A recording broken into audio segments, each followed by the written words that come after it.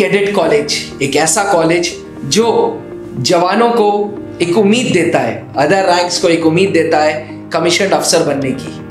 हर 6 महीने में army cadet college भर्ती लेता है। रिटन टेस्ट, इंटरव्यू और मेडिकल के द्वारा कैंडिडेट्स को, हमारे जवान भाइयों को सेलेक्ट करता है। 3000 कैंडिडेट्स रिटन क्वालिफाई कर रहे हैं, सीटें 75 हैं। 3000 में मात्र 150 candidates services selection board qualify कर रहे हैं। बाकी कैंडिडेट्स कहाँ हैं सर?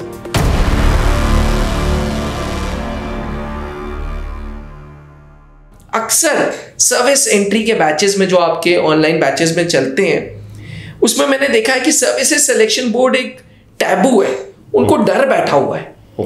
कुछ स्क्रीनिंग से डर रहे हैं, कुछ साइकोलॉजिकल टेस्ट से डर रहे हैं, कुछ जीटीओ टेस्ट से डर रहे हैं, कुछ इंटरव्यू से डर रहे हैं। क्या चैलेंजेस हैं जो एसीसी के जवान फेस करते हैं? और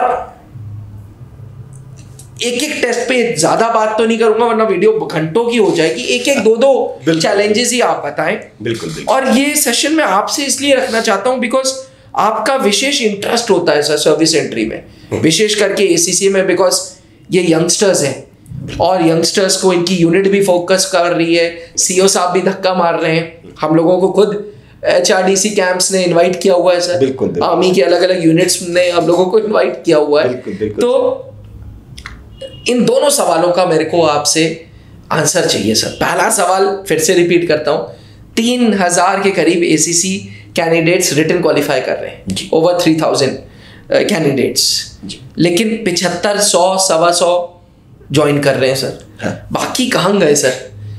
हैं कहाँ वो बाकी? सर देखिए, वो चीज़ आ गई कि मटेरियल नहीं है जिसको शेप किया जा सके अगले 4 साल में एक अच्छे ऑफिसर के अंदर। क्योंकि सिलेक्शन बोर्ड का काम ये नहीं है कि आप एकेडमी में जाएंगे या नहीं जाएंगे। सिलेक्शन बोर्ड का काम सिर्फ ये है कि ये एकेडमी में जाने योग्य है या नहीं है। सर आज एसीसी का पेपर यूपीएससी स्टैंडर्ड्स का है जी। सीडीएस के, अपने सीडीएस के बैच को मैंने एसीसी का पेपर दिया था सर, और दे टुक टाइम। उन्होंने कहा बाप रे बाप, रोंगटे खड़े हो गए सर। 3000 का क्वालिफाई करना रिटन अपने आप में बहुत बड़ी गिनती है सर। सर देखिए, ऐसा है ना कि ये लोग पढ़ाई करके आए हैं, और इसमें अगर आप देखेंगे 3021 में से 50% से ज़्यादा जो था वो एयरफोर्स के एस्पिरेंट्स थे। और उन्होंने जब ये रिटन क्वालिफाई किया तो वो अपने पहले जो आजकल जो इवन सोल्जर्स रिक्रूटमेंट है उसके लिए भी जो कंपटीशन है बहुत टफ है ना। तो एयरफोर्स वाला तो बड़ी आसानी से, क्योंकि वो पीसीएम स्टूडेंट रहा है तो करेगा आकर के सॉल्व, ठीक है। अब उसमें से जब 3021 लोगों ने पास किया तो ऐसा नहीं है कि ऐसे सिलेक्शन बोर्ड ने कोई स्टैंडर्ड बना रखा था या कहीं पर कोई फुल स्टॉप था कि इतने करने हैं हमें। नहीं, वो 1500 भी रिकमेंड हो सकते थे। ऐसा नहीं है कि वहां कहीं लिखा हुआ था कि आप नहीं रिकमेंड करें, बट रेशियो इतना कम क्यों हो गया? क्योंकि बाकी जो थे वो मटेरियल नहीं है जिसको एकेडमी में 4 साल रख करके और फिर कमीशन ऑफिसर बनाने योग्य वो हैं। यानी कि कुछ ना कुछ चैलेंजेस हैं जो एसएसबी इंटरव्यू में एसीसी कैंडिडेट्स फेस कर रहे हैं sir. Personality wise definitely there are some challenges जो कि ये टेस्ट में नहीं कर पाते हैं। कुछ चैलेंजेस ऐसे होते हैं जो इनके व्यक्तित्व में दिखाई दे जाता है साफ साफ। क्या हम उदाहरण के लिए कुछ एग्जांपल्स आपसे ले सकते हैं? बिल्कुल। ओवरऑल मैं बताऊं आपको कि सर हमेशा मैं इनको ये 5 चीजें टिप्स पर रखनी चाहिए। If you are looking for some transformation in your life, especially you want to become a commissioned officer in armed forces, your comfortability with language must be good enough।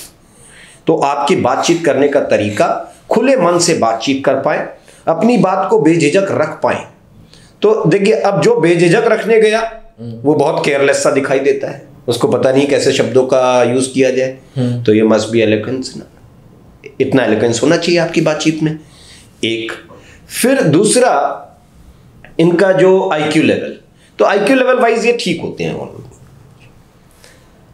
General awareness, भाई आप पढ़ रहे हैं, आप topic रट करके जा रहे हैं या थोड़ा अवेयरनेस भी है आपके पास? ये टॉपिक्स मांगते हैं कि ये टॉपिक पढ़ लेंगे बस इससे काम हो जाएगा।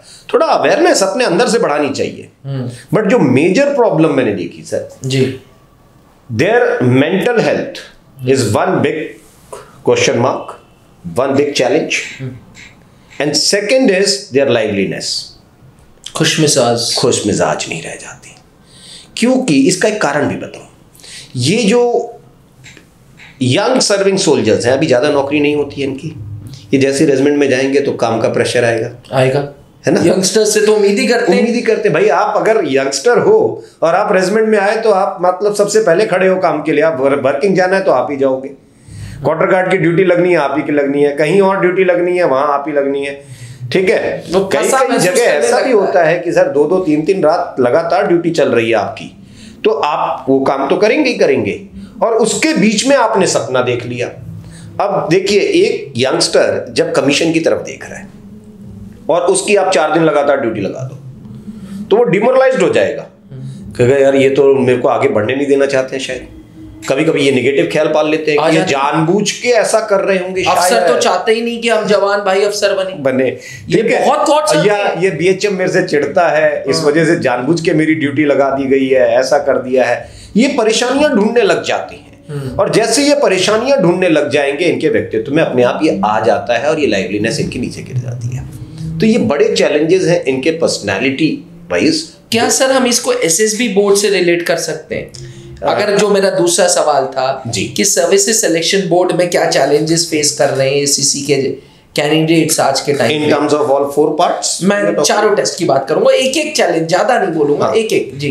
स्क्रीनिंग से स्टार्ट करते हैं सर, क्योंकि कोई डॉक्यूमेंट्स आउट तो हो ही नहीं सकता। एसीसी में है तो डॉक्यूमेंट्स आउट तो हो ही नहीं सकते, वरना रेजिमेंट में जाकर के जीना आराम हो जाएगा। तो वो आपके लिए नहीं, आपके कमांडिंग ऑफिसर तक हर किसी को आपकी चिंता है, तो डॉक्यूमेंट आउट होता है तो कोई नहीं जाएगा जी। हाँ, स्क्रीनिंग आउट होते हैं बहुत सारे लोग। क्यों? नरेशन पार्ट, ठीक है, स्क्रीनिंग में इनका नरेशन बहुत अटक जाते हैं, ओवर इलेबरेट। देखिए, एक वो होता है जो भाषा सही से बोल नहीं पा रहा है, वो तो अटक अटक के बात कर रहा है, उसका इंटरेस्ट ही खत्म। जो थोड़ा बहुत भाषा बोल लेता है वो अपनी बात को ओवर इलेबरेट करने लग जाता है, तो वो एक समस्या बन जाती है। फिर जैसे ही आप ग्रुप डिस्कशन में जाएंगे तो ग्रुप डिस्कशन में जाते ही आपका थोड़ा सा फिश मार्केट बना, ये दब जाएंगे ग्रुप के अंदर। फिश मार्केट बनना ही है सर, वो बनेगी सर। अच्छा, या फिर ये ग्रुप को इतना डोमिनेट कर देंगे उस समय कि अलग से दिखने लग जाते हैं कि ये इज अ डोमिनेटिंग पर्सन। डांट देते हैं ग्रुप को। डांट नहीं सर, अपनी कहानी जोर जोर से चिल्लाने लग जाएंगे और अपनी कहानी के अलावा किसी की कहानी सुनेंगे नहीं। इनको लगता है बस मेरी कहानी सही है और इसी के इर्द गिर्द अगर कॉमन स्टोरी बन जाएगी तो मैं बड़े आराम से चला जाऊंगा। ये जो इनके अंदर फील आता है कि जिसको कहते हैं इंट्रासाइकिक स्ट्रेस, ये कोशिश करते हैं कि मैं सबसे अच्छा दिखाई दूं इस ग्रुप में, और इसके लिए जो अनवांटेड एफर्ट्स ये लगाते हैं वो दिखने लग जाता है ग्रुप में। ये सबसे बड़ा चैलेंज, ये 2 बड़े चैलेंज अगर ये हटा दे अपने तो स्क्रीनिंग हो ही जाए। स्क्रीनिंग इन ये हो जाते, क्योंकि इनका OIR IQ लेवल इतना होता है ठीक ठाक ये, और जो लड़का ACC का पेपर पास करके आया है वो रीजनिंग के क्वेश्चन सॉल्व करके आया। रीजनिंग का कोई सेक्शन ही अलग है, 25 सवाल है ना, तो अलग section OIR is not a challenge, उसके लिए OIR का भी चैलेंज बनेगा नहीं। और फिर देखिए ACC के लिए कितना फॉर्मेशन लेवल पर आपको हमको कई जगह बुलाया गया है, हम लोग सेशंस लेकर के आए हैं, तो भाई फॉर्मेशन लेवल पर आपके लिए काम किया जा रहा है जी। फिर आपके लिए YLC कोर्स भी है, PDP कोर्स भी है, तो बहुत सारी चीजें, तो वहां पर स्टोरी राइटिंग फॉर्मेट तो क्लियर हो ही जाता है। तो आपका बेसिक जो स्ट्रक्चर ऑफ स्टोरी है वो ठीक ठाक दिख जाता है। इतना टेक्निकल टर्म्स में नहीं जाएंगे, मगर फिर भी इतना होता है कि स्क्रीनिंग आउट होने लायक नहीं है। ये स्क्रीनिंग में एक्सेप्ट किया जा सकता है, ठीक है।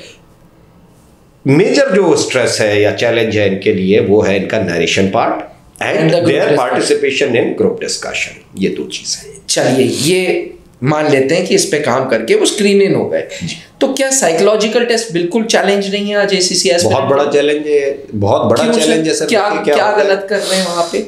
वहां पर इनके 2 मेजर टेस्ट जो इनको सबसे पहले पीछे धकेल देते हैं इन टर्म्स ऑफ TAT जी। ये प्री कंसीव्ड आइडिया लेकर के आते हैं बहुत ज्यादा।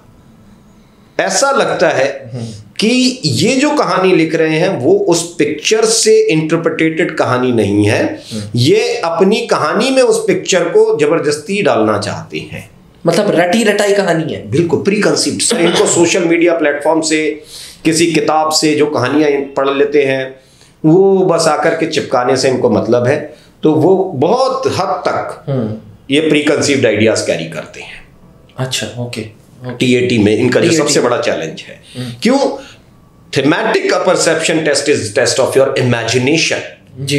तो आपको स्पॉन्टेनियस इमेजिनेशन जो आनी चाहिए, पिक्चर को देखा आपने, पिक्चर को देख करके तुरंत उसके इर्द गिर्द इंटरप्रिटेट करना है और इमेजिन करना है। अब देखिए, जो उस पिक्चर को इंटरप्रिटेट कर रहा है उसकी दिक्कत क्या है, वो उसको डिस्क्राइब करने लग जाता है, वो इमेजिनेशन में नहीं जा सकता है। Though he comes out with some idea but he fails to convert his idea into imagination, एक चीज।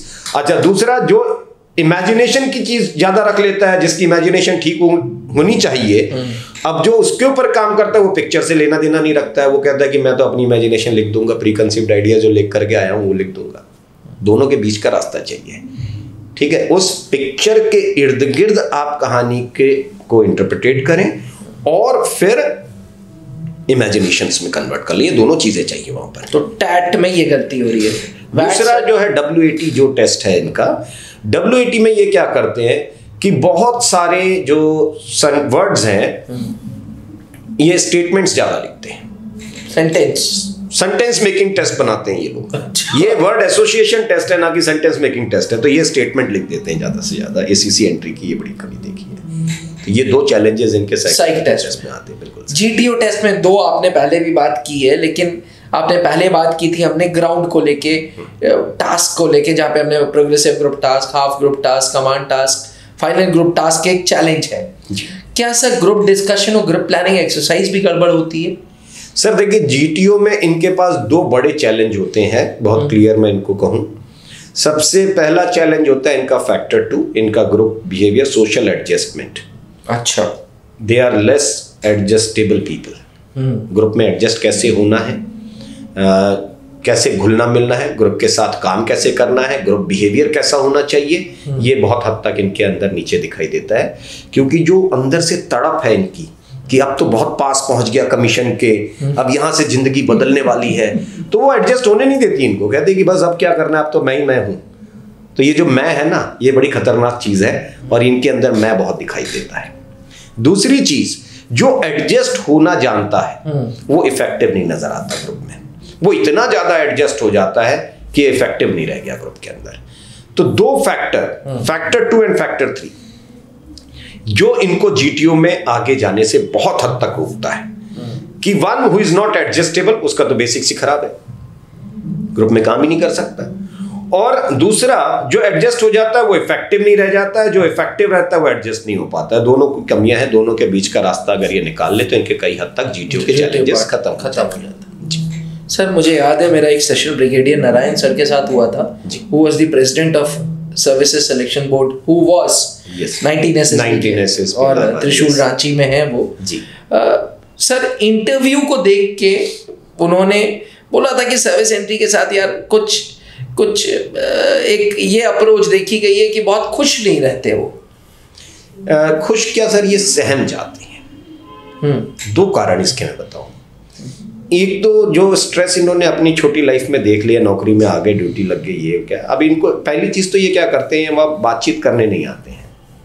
एक सबकॉन्शियसली इनके दिमाग में एक इम्प्रेशन होता है, क्योंकि ये जहां जहां कोर्स करने गए हैं ACC एंट्री में सबको पता होता है कि आपका अगर बोर्ड प्रेसिडेंट है तो वो ब्रिगेडियर साहब हैं, अगर डिप्टी प्रेसिडेंट है तो वो कर्नल साहब हैं। तो आप मुस्कुरा करके बात करना नहीं चाहते हो, क्योंकि अभी तक इनको मुस्कुराने दिया नहीं गया कभी, है ना। रेजिमेंट में अगर ये मुस्कुराएगा खड़ा होकर के CO साहब के सामने, तो CO साहब कहेंगे ये क्या कर रहा है भाई, है ना। तो ये वहां से इनकी खुशमिजाजी, जो लाइवलीनेस खत्म होने लग गई। तो ये जो चीज है, यू मस्ट बी गुड, आपकी इंटरपर्सनल स्किल्स अच्छी होनी चाहिए। और दूसरा जो बड़ा चैलेंज इनके साथ देखा जाता है कि ये अपनी बातचीत को क्यों नहीं एंजॉय कर पाते हैं वहां पर। दो इट इज एन अपॉर्चुनिटी, इनको एक चीज का एहसास होना चाहिए कि you are young serving soldier in army who is sitting in front of a brigadier ranked officer. कितना बड़ा मौका, कितना बड़ा अवसर आपके जीवन में है कि आप उनसे बैठ करके 40-45 मिनट 1 घंटा बातचीत कर रहे हैं। इससे अच्छा अवसर आपकी जिंदगी में हो नहीं सकता। आप इस अवसर को भी एंजॉय नहीं कर पा रहे हैं। और क्यों नहीं कर पा रहे? क्योंकि आप एक बड़ा फोबिया कैरी करते हैं कि इंटरव्यू मतलब वो एक सवाल पूछेंगे, मुझे उसका सटीक जवाब देना है, अगर जवाब में 19-20 भी कुछ हो गया तो कहीं बाहर ना चला जाऊं। तो ये जवाब में ज़्यादा इंटरेस्टेड रह जाते हैं, इंटरेक्शन में कम इंटरेस्टेड रह जाते हैं। अगर ये उल्टा कर दें कि या इंटरेस्ट ऑफ इंटरेक्शन है वो हाई दिखना चाहिए आपका, ये इंटरव्यू में बहुत बड़ा चैलेंज है।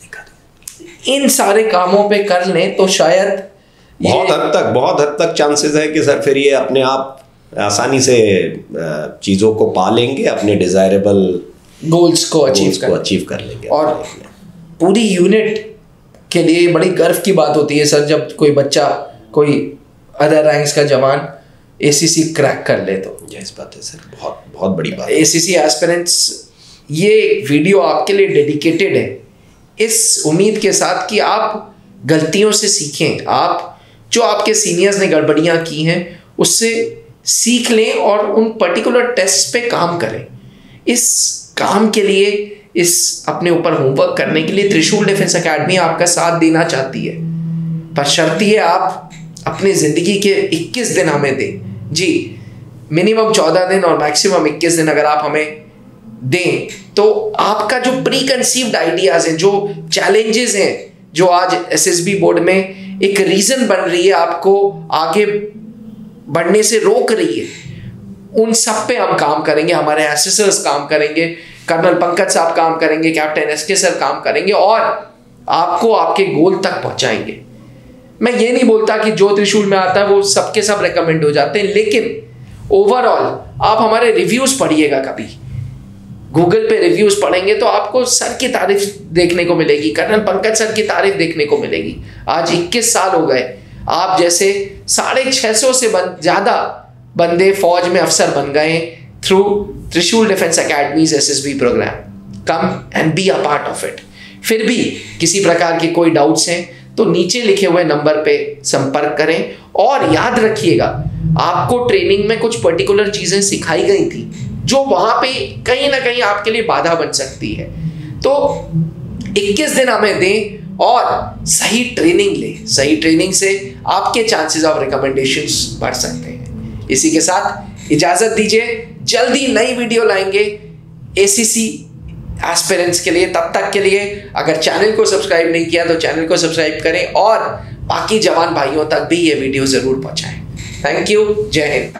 अब डिफेंस एग्जाम क्रैक करना हुआ और भी आसान, त्रिशूल डिफेंस एकेडमी लेकर आए हैं बिल्कुल ही एडवांस लर्निंग ऐप। तो आज ही ज्वाइन करें और स्टार्ट करें अपनी ऑनलाइन क्लासेस।